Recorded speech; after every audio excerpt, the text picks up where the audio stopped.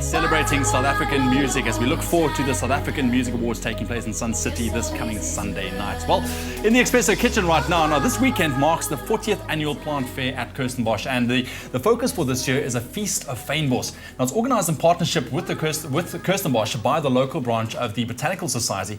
Plant fair aims to make an exciting range of Indigenous plants available to the public, stimulate the entire Indigenous plant industry, and educate and encourage the public to grow Indigenous. Now, although Fynbos is the natural vegetation that grows in the Western Cape, it is in fact possible for you to grow your own in other parts of the country as well. And today we have Johan joining us this morning. He's the head of marketing for Investec to just take us through the variety of Fynbos that you can expect. Johan, very nice to have you, man. Welcome to Espresso. Thank you very much. So Fynbos, we love it. We all know it down here in the Western Cape, but it is possible to grow it in other parts of the country as well. Indeed. But I think the focus that we're doing here this morning is just to run us through the different varieties. I mean, we're talking edible kind of Fynbos here. Indeed. I think the lovely thing about this weekend plant fair that's happening at Kirstenbosch is the fact that you can actually try it, you can buy it, and you can really get into the Fynbos and the Indigenous plants that we have in South Africa. Absolutely. So what are the first one? We're going to talk about the waterberry. Let's talk about the waterberry first. 100%. I mean, a few months ago, if you asked me what this was or whether you could eat this, I could only tell you that my mother was really upset with me if I get this on my shirts.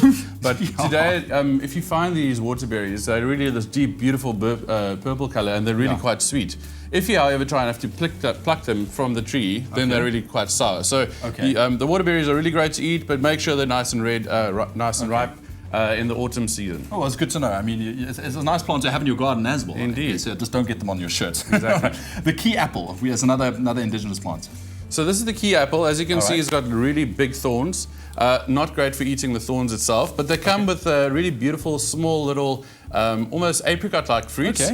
We don't have any here today, but if you come to the plant fair, you'll be able to see them over there. And we have a picture at the moment, 100%. So this is the key apple. They're great for hedges. Good for security. As you can see, these thorns are quite potent, so watch out for your hands over there. So this is the key apple. Okay, what do we have next? The wild rosemary. Now, of course, we cook with rosemary all the time, especially it's brilliant when it's paired with lamb, but this is your wild rosemary. How's it different?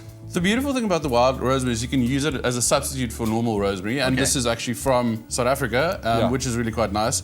Like rosemary, you can just pull it to the side and you have them quite easily like this. You can grind them, slice them up, and maybe put some pepper and some salt with it. Works.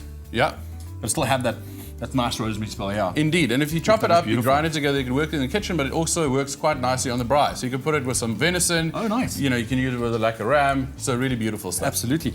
Then talk me through what do we have next? The Citronella Pelargonium. That's quite a mouthful as well. Indeed. Jeez, so what's the deal with this guy? Take a smell over there.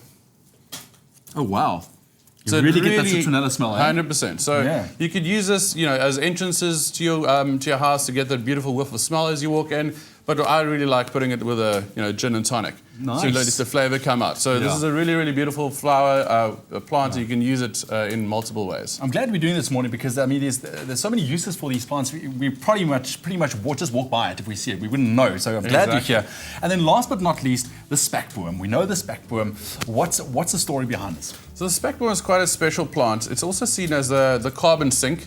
That's because it actually is so good for the environment. It can take up a lot of carbon. So we should all do our bit for climate change. Plant this in your gardens wherever you go.